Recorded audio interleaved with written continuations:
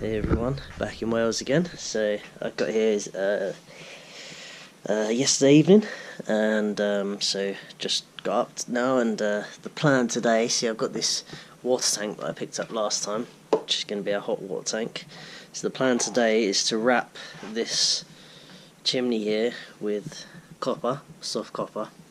So I've got to take it apart, wrap it with copper, and then it'll be a thermo siphon into the tank into the tank, out of the tank, along, round the coil as it heats up, and then back over into the tank. And it's a pressure vessel essentially, this kind of tank, so you have to be careful with it. We have to have a pressure relief valve and an expansion tank, and I've got to get quite a lot of fittings to make it all work, so I'm going to have to do a drawing to figure that out. But the first job is to get like the main infrastructure that I can connect to in.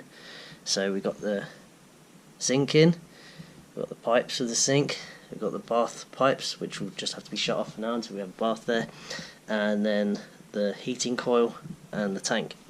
So first job is to take that apart and wrap it with the soft copper.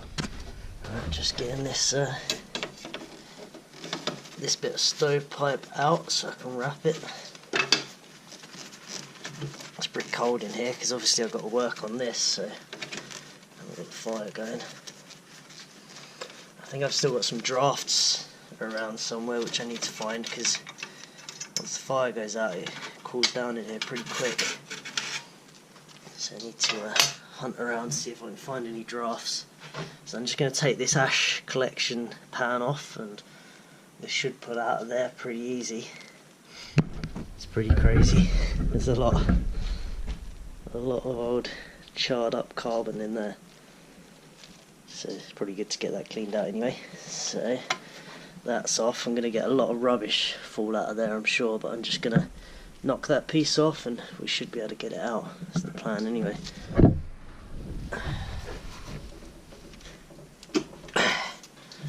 That's in there. I might have to lever that with something.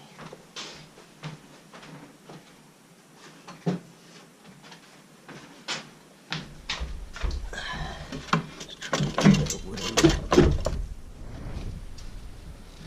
It's coming. There we go.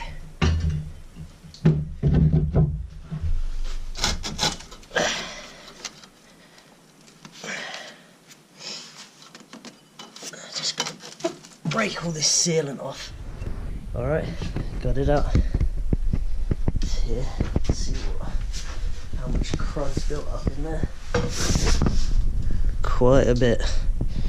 Probably need to run the stove a bit hotter, looking at that. Yeah, so now I'll take this outside. Okay, I got myself set up here.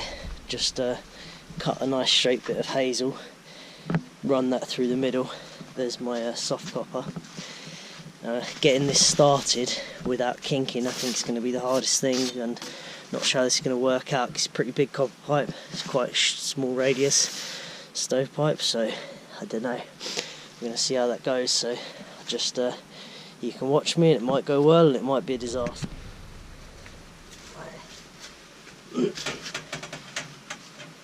So I think I might want this the other way around, maybe.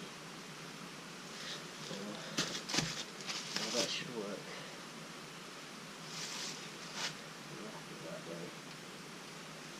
Yeah, that should work. Okay, so it's starting, it's working. It's flattening out quite a bit, but I'm hoping there's still, that'll give me more surface area there, so that's okay. Just hoping there's still enough space in between there for the water to flow through easily. I think there is. So carry on. So.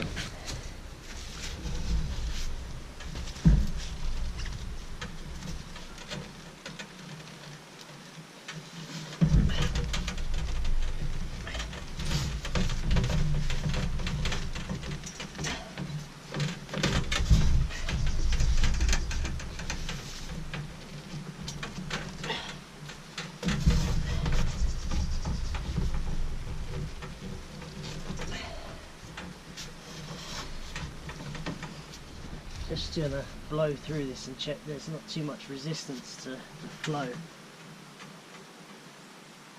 So there doesn't seem to be. I can blow through it easily, so I think that's working, so I just can carry on. I need to try and get it a bit tighter really. It doesn't want to go much tighter.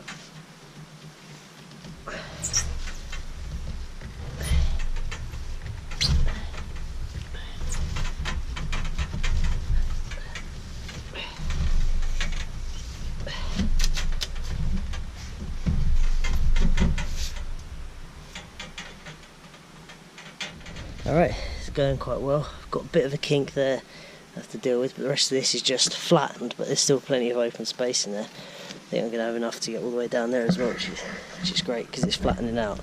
It's taking up more area. It's a lot of work, that's hard. Making me out of breath.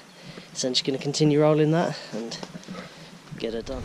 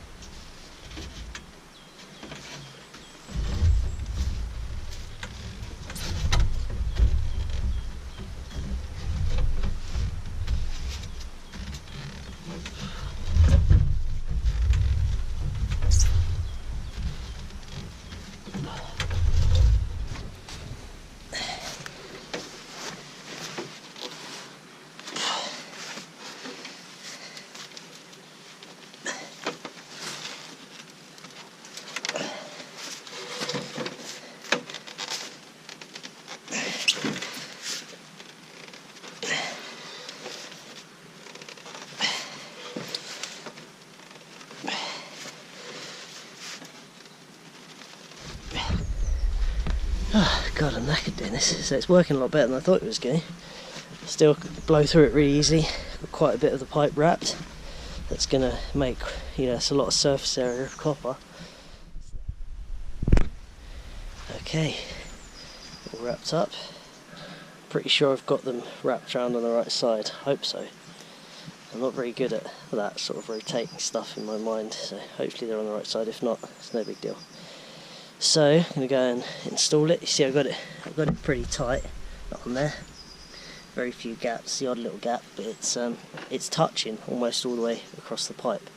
So that's great, and it goes almost to the end. And I've only just about got enough room to put my bracket on at the bottom, which is perfect.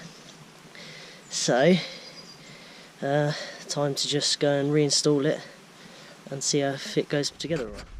Okay, the pipe's back in. Got the bits facing the right way towards the tank, so cold water comes out and into there.